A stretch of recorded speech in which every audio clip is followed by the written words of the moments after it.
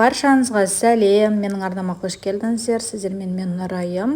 Пирожки дайындайтын боламыз. Ең алдымен бізге жылы су, жылы сүт, дрожж және қант, тұз қажет болады. Ерітілген май қажет болады. Барлығын описанияға қанша граммнан қосқанымды жазып кететін боламын. Осы тесті менде күшті болып шығады. Міндетті түрде осылай жасап көріңіздер, сақтап алыңыздар. Менің каналыма жазылуды ұмытпаңыздар. Жып-жұмсақ қамыр илейміз. Сонан соң үстін сары май жағып, осылай жылы жерге бетін жауып қойып қоямыз. Көтерілгенше күтеміз. Сонан соң біз салмамызды дайындауға кірісеміз. Қайнап тұрған суға картопты салып 20 минуттай қайнатып аламыз. Сонан соң үстіне май, тұз, тұз бұрышты салып, дәміне қарай осылай езіп дайындап қоямыз. Қатты пюре жасаудың қажеті жоқ, осылай жасаймыз.